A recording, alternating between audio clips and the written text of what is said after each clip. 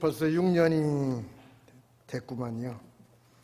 제가 32년 되던 해에 은퇴를 하고 이제 지금은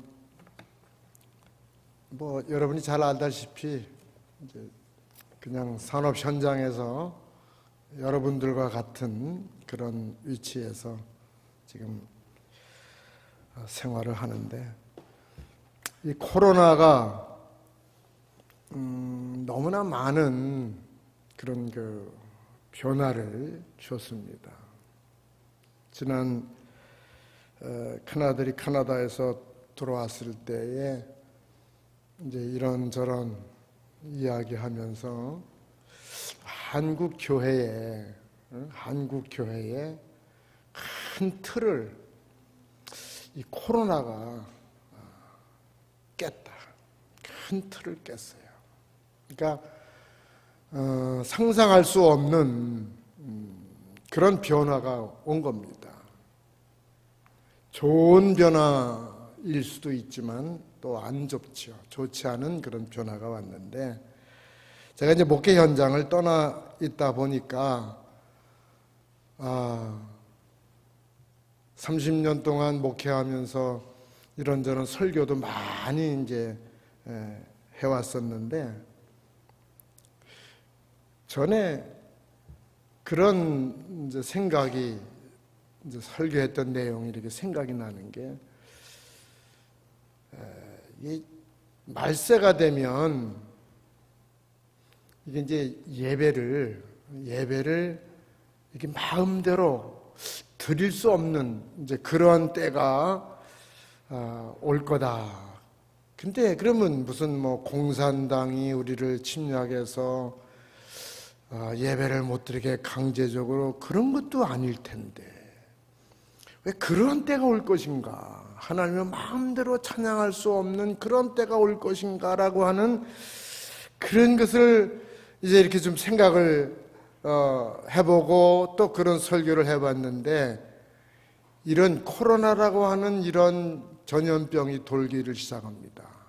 또 변형된 바이러스, 앞으로 더 다양한 종류의 바이러스들이 이렇게 이제 바이러스가 우리를 괴롭힐 겁니다.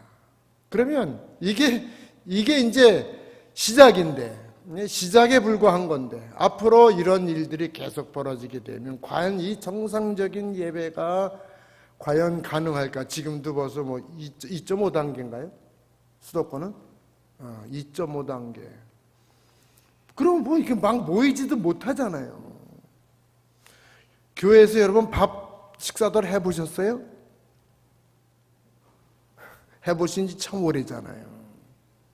이 밥을 함께 먹고 그렇잖아요. 대화하고 이렇게, 여러분 그게 아무것도 아닌 줄 알았잖아요.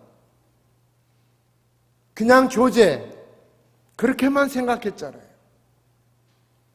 근데 그 밥 한 끼를 같이 먹을 수 있다는 게 여러분 얼마나 행복한 건 줄 아십니까? 예배 중요하죠.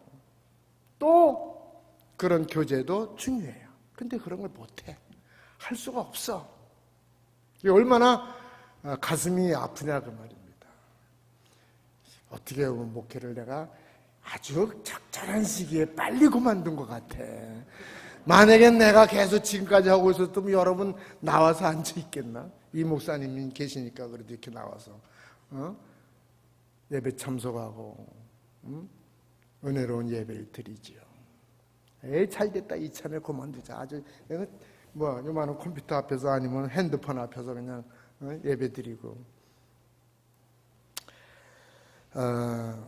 36년을 지켜주신 우리 하나님께 정말 감사를 드리고요. 무슨 설교를 해야 되나?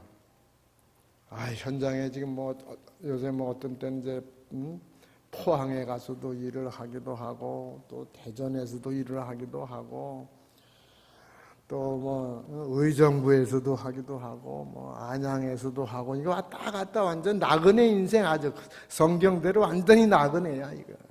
뭐 집에는 뭐 일주일에 한 번 오기도 바쁘고 그렇다고 매일 하는 건 아닌데 뭐 어쩔 수 없어요. 멀리 가 있으니까 함께 거기서 이제 동역하는 사람들이 있으니까 그냥 어우러져서 쉴 땐 쉬고 뭐 이러는데 야, 이게 설교를 부탁을 받고 나니까요 아주 막막합니다. 지난주에 원래 와야 되는데 지난주에 못 왔어요 제가. 이게 이제 나한테는 이 옷이 이게 일복이야 일복. 평상복은 작업복이고 이게 일복. 옛날에는 이게 작업복이었는데 이게 일복이에요. 설교라는 게 그냥 하던 때는 몰랐는데요. 안 하다가 하려니까요. 와, 이게 무슨 말을. 그러니까 이제 이 원고가 그래도 다 버리지 않고 쓸만한 것들은 좀 남겨놨어요. 여러분들이 들으셨는지 안 들으셨는지 잘 몰라. 그래서 안 들었을 것 같은 거, 들어도 잊어버릴 만한 거, 그걸 하나 내가 골라서 집에서 몇 번 이렇게 보면서 기도하면서 준비를 했어요. 사람이 정상적인 사람이라 그러면요, 누구나가 태어나면서 이 두 손을 가지고 태어납니다. 물론 전체 우리의 온 몸에 지체들이 다 있지만, 근데 우리에게 만약에 이 손이 없었다면 내가 현장에서 일을 할 수 있겠습니까? 여러분들이 일을 할 수 있겠습니까? 할 수가 없어요. 상상할 수가 없어요. 마치 새의 날개가 이 푸른 창공을 날기 위해서 존재하듯이 사람의 손은 여러분 일을 하기 위해서 존재하고 있다는 사실인 것입니다.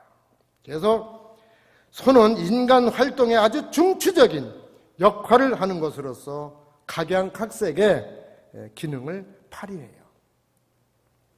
선악과를 따먹던 손도 이게 에덴 동산에서 따먹던 선악과를 따먹던 그 손. 온갖 여러분 교만과 불순종의 손이 바로 이 손입니다. 반면에 촛불을 들고 어두운 성전을 밝히며 이스라엘의 영적 각성운동을 전개했던 사무엘의 손도 역시 손입니다. 오늘 우리는 그래서 과연 세 종류의 손이다 그랬는데 어떤 손을 가져야 될까? 오늘 본문에 세 사람이 등장을 해요. 이 세 사람을 보면서 이 세 사람은 어떤 손을 가졌는가 이제 분석을 하면서 36살을 먹었으면 이제 청년도 아니고 이제 장년 아주 건장한 힘 있는 우리 작은 아들이 올해 36? 아이고. 나랑 80 하면 누가 이기게요? 네? 아니, 현장에서 일하는 사람이 누가 이기겠어요? 집니다, 제가. 그러니까 건장한 젊은이에요. 여러분, 우리 교회가 우리 김명현 집사지 이제 아들한테 또 청년이라고 그랬군요. 김명현 집사가 저렇게 건장하듯이 우리 교회가 그렇게 건강한 교회가 될 수 있기를 주님의 이름으로 축원합니다. 이제 나이가 먹었잖아요. 이제 난 잔소리도 안 해. 이래저래. 왜? 다 컸습니다. 말하면 듣기 싫어하고. 그러니까 알아서도 척척해 나갈 수 있어야 그게 장성한 사람이지요. 우리 하임이도 우리 손주도 저 위에 이제 2층 중3층에 있는데, 아이고 요즘 제가 보기만 하면 우리 손주한테 그냥 아주 재롱을 부립니다. 나는 하임이가 좋아 그러면 제가 또 이러면서 좋아해요. 저는 어린아이가 아니고 이제는 36살 먹은 그 그러한 건장한 젊은이니까 여러분 힘차게 우리 교회를 더 아름답게 일구어 나가시기를 주님의 이름으로 축원합니다. 첫 번째 등장인물이 누구냐면 모세예요.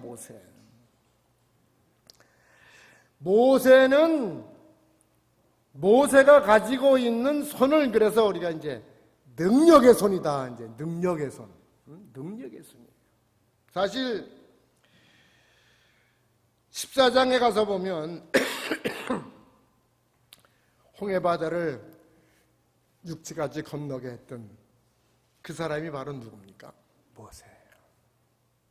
근데 그런 것뿐만이 아니에요. 모세는 그런 능력도 있었지만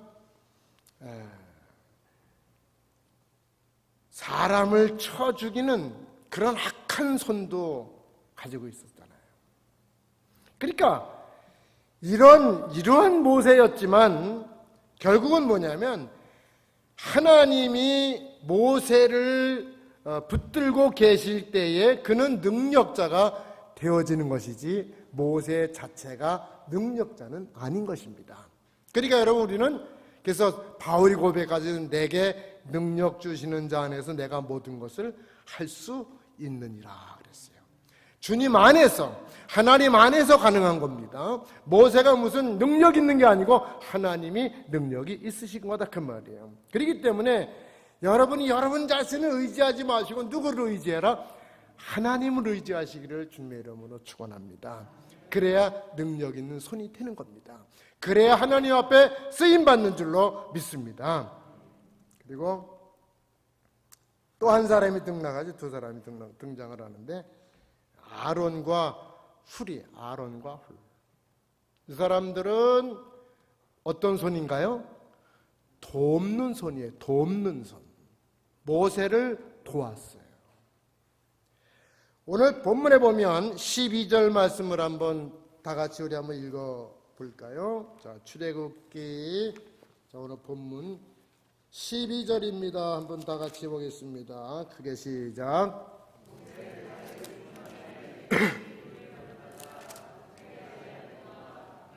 우리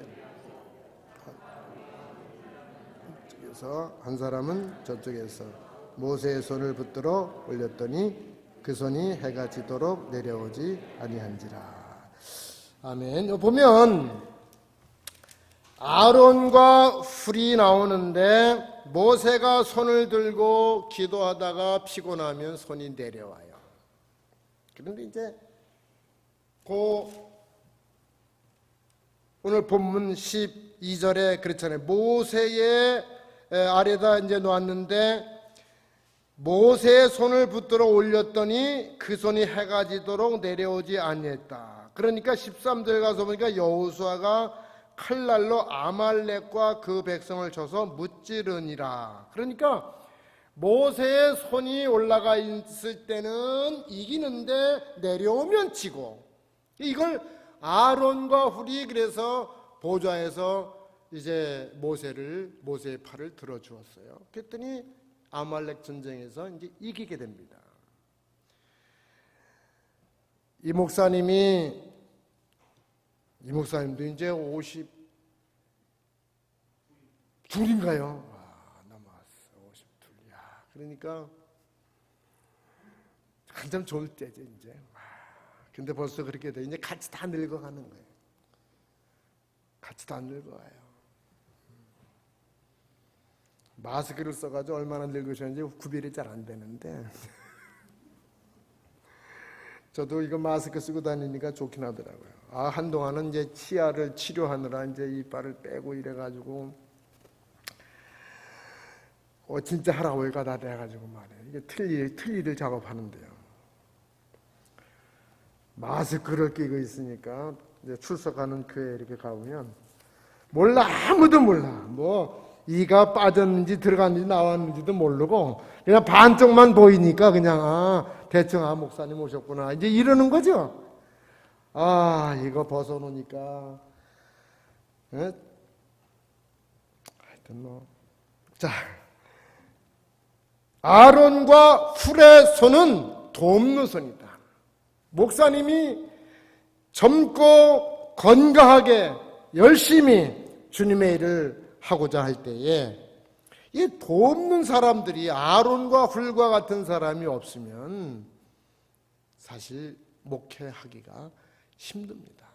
잘 할 수가 없어요. 딴지나 걸고 그렇잖아요. 안 됩니다.